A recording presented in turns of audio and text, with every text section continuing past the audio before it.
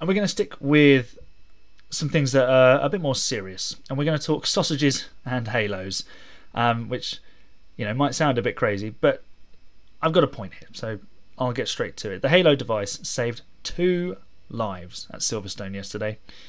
Roy Nissany and Zhou Guanyu both walked away unscathed from what, without the Halo, would have been fatal accidents. Formula 2 commentator Tom Gaymore, who also does the IndyCar coverage brilliantly for Sky F1, he voiced his opposition to the sausage curbs, which launched Dennis Hauger's Prema into the path of Roy Nissany's Dams machine. And yes, Nissany caused the accident with his highly questionable driving standards. But the sausage curb, designed to ward drivers from taking track limits liberties at certain corners, it exacerbated what would have been a T-bone accident anyway.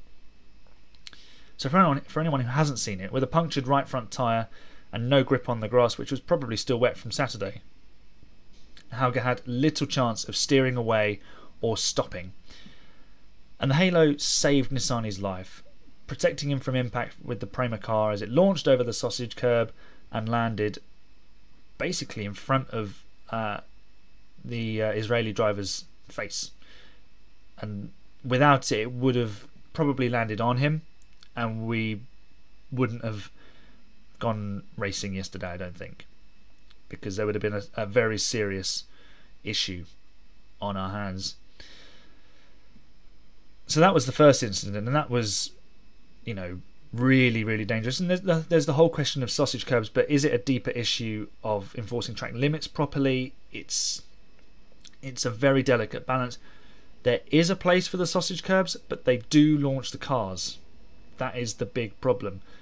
So you've got to find a balance between where a sausage curb can be useful, and they do have their uses, but by the same token, they're not needed if track limits are enforced appropriately.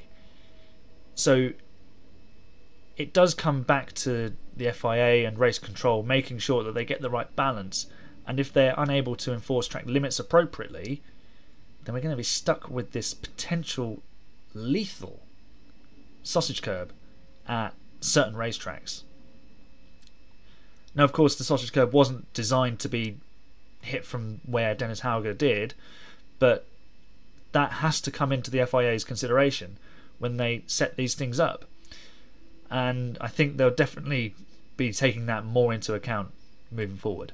And unfortunately, that wasn't the only terrifying accident of the day. Zhou Guanyu then had his accident where he was flipped over after contact with George Russell's Mercedes, and Zhou's Alfa Romeo ran quite a distance actually upside down before the Halo dug into the gravel trap and caused the car to vault over the circuit barrier and into the catch fence, which is normally for the smaller bits of debris to protect the crowd.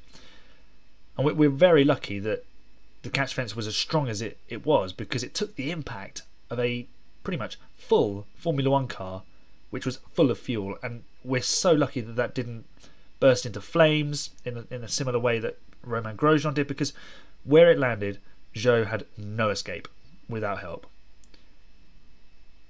If there had been a fire, he would never have got out. So we're so lucky that that didn't happen. But the extraction process was still incredibly difficult because the whole car was slid behind the barrier, like the barrier wall, the circuit wall. It was just absolutely, the picture which is circulated on social media, it just paints a horrifying picture. And the Halo saved Zhou's life twice.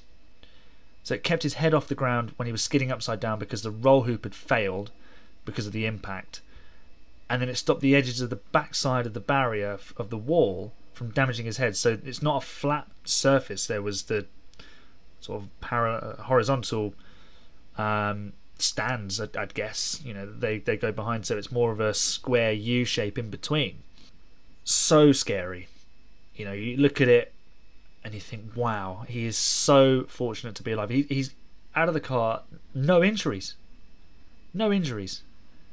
And to think that the Halo split opinion when it was introduced, and the cars bore resemblance to a flip-flop shoe that you might wear at the beach.